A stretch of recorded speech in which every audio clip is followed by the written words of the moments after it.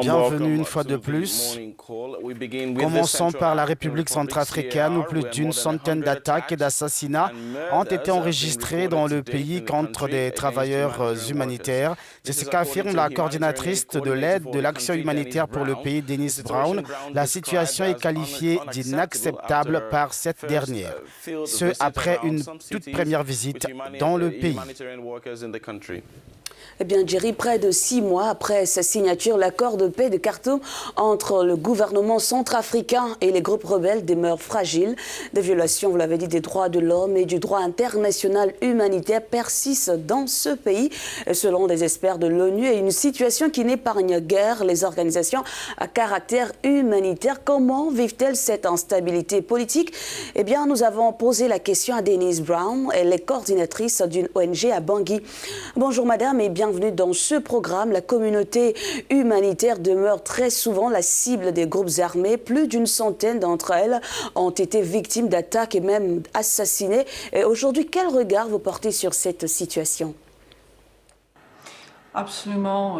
Le travail en RCA, d'abord c'est extrêmement important que nous soutenons la population centrafricaine qui vivent les conséquences des années de crise. Donc, côté humanitaire, on attend que le travail soit difficile. On n'attend pas qu'on vienne faire un travail facile sans aucune complexité.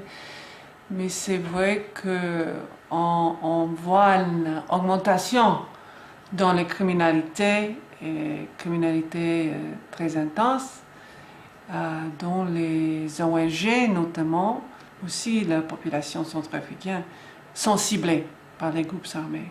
Et donc cette année, nous avons documenté 130 cas contre les ONG, notamment, avec 3 cas d'assassinat des personnes qui sont en train de livrer une assistance à la population centrafricaine.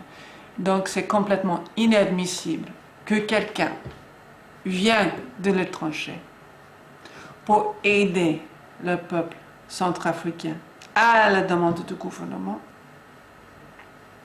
parce qu'ils reconnaissent la situation difficile de la population, et qu'ensuite ces personnes qui sont complètement neutres, impartiales, veulent aider ceux qui souffrent, et en conséquence, ils sont ciblés, et soit des véhicules volés, des maisons, des bureaux cambriolés, et dans 3 cas, des personnes tuées. C'est inadmissible. Après avoir pris vos fonctions il y a 4 mois en RCA, vous revenez d'une tournée dans certaines villes du pays. Alors, que retenez-vous de cette tournée? Qu'est-ce que vous retenez de ces visites? Il n'y a pas un seul constat. C'est vrai que je voyageais beaucoup, je suis en train d'apprendre et surtout j'écoute.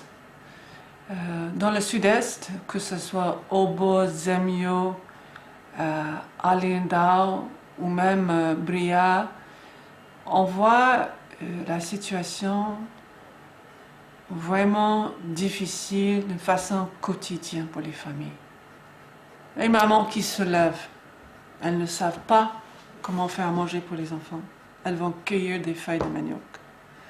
Il y a des mamans qui se lèvent, l'enfant est malade, il n'y a pas d'hôpital, ou bien l'hôpital n'a pas de médecin, ou bien il n'y a pas de médicaments, parce que ce sont des endroits enclavés. Et donc, qu'est-ce qu'elle va faire? Moi, je l'ai vu de mes propres yeux, des femmes qui vont chercher des feuilles, qui vont faire une espèce de bouillie, et puis l'enfant va le boire. Mais on ne sait pas ce que c'est, on ne connaît pas ces feuilles. Donc, on voit tout ça, on vit tout ça, on essaie avec l'aide humanitaire de soulager ça, en attendant les actions de développement qui vont venir avec la stabilité, mais qui vont prendre du temps. Et vous êtes arrivé de travailler dans des pays où il a existé l'épidémie Ebola, et la Centrafrique a déjà signalé pays à risque de par ses frontières avec la RDC par l'OMS. Dites-nous. Oh, moi, je ne vais pas proposer une solution à Ebola. Je vais simplement dire que j'ai travaillé dans l'Afrique de l'Ouest en 2014 sur dans les 3 pays affectés par le Ebola. C'était une expérience extrêmement éprouvante. Et donc, avec le ministre de la Santé qui est vraiment engagé à cette question, car le RCA a été classé comme étant à haut risque par l'Organisation mondiale de la santé. On doit préparer la population, surtout là où ils sont des points d'entrée, avec la RDC, le Sud-Soudan. On doit préparer la population sur l'éventuel cas pour qu'eux comprennent ce que c'est et pour qu'eux puissent identifier un cas et savent comment faire. On va essayer la communauté humanitaire est engagée à cette question. On va appuyer le ministre de la Santé et l'Organisation mondiale de la santé. On a une série de réunions de travail. Il faut planifier, il faut assumer qu'il va y avoir un cas et il faut qu'on soit prêt.